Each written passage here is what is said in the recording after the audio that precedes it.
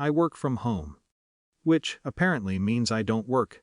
At least that's how my mother-in-law sees it. The morning she let herself in without knocking, I was at the dining table with 2 monitors open, headphones on, halfway through a client call. I saw her reflection in the dark screen before I heard her voice. "Must be nice," she said, loud enough to cut through my headset. "Sitting around every day." I muted the call and turned around slowly. "I have meetings," I said. She walked past me, inspecting the living room like a landlord doing a surprise check. Her finger brushed along the bookshelf. She opened the fridge. She peered into the laundry room. "Stop lazing around every day and leeching off my son," she snapped. It wasn't the first time she'd said something like that. But it was the first time she'd said it in my house while my laptop camera was still warm from a call. "I actually transfer my share of the mortgage and utilities every month," I replied. Calmly. I'd rehearsed this before. "It's automatic. You can ask him." "Shut up, Liar," she shot back immediately. No pause, no curiosity, just dismissal. "My husband was at work. I texted him. Your mom is here again." He replied 20 minutes later. "She worries. Just ignore it. Ignore it." That phrase had become the glue holding together things that probably shouldn't be held together. When he came home that night, I told him what happened. "She doesn't understand remote jobs," he said, loosening his tie. "It's generational. She called me a liar in my own house." He sighed. "You know how she is." That was the moment something shifted, not loudly, not dramatically. Just a quiet recognition that I was alone in this. A week later, I was cleaning out a drawer in his home office looking for a spare charger. A folder slipped out and fell open on the floor.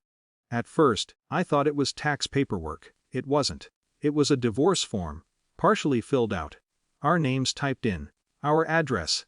Some sections completed, others blank. It wasn't new. The date in the corner was from 3 months earlier. 3 months of sleeping beside me.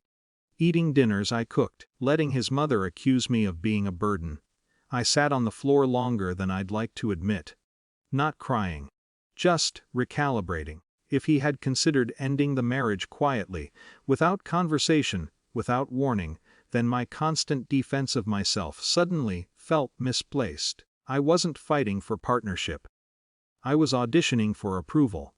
When he came home that evening, I didn't confront him. I asked one question: "Have you ever filled out divorce paperwork?" He froze just slightly. "It was just during a bad week," he said. I didn't mean anything by it, but he had meant something.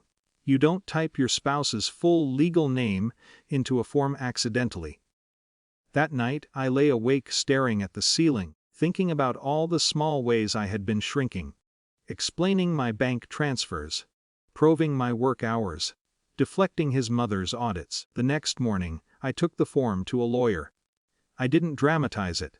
I didn't tell my friends. I didn't threaten him with it. I completed it, and I submitted it. When he was served 3 days later, he called me immediately. "You filed?" he asked, voice unsteady. "Yes." "You didn't even talk to me." "I've been talking," I said. "You just haven't been answering." There was silence on the other end. His mother called me that evening. "How dare you blindside my son?" she demanded.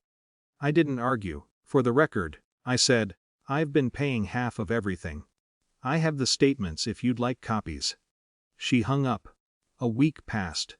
The interesting part wasn't an apology. It wasn't groveling. It wasn't dramatic reconciliation. It was the quiet. For the first time since we'd been married, his mother did not show up unannounced. For the first time, he didn't tell me to ignore her. Instead, he scheduled a meeting with the lawyer himself. "I didn't think you'd actually do it," he admitted when we sat across from each other in the attorney's office. "That's the problem," I said. "You didn't think I would choose myself." The lawyer spoke in neutral terms: assets, timelines, mediation options. Authority sat in the room in the form of legal language, no raised voices.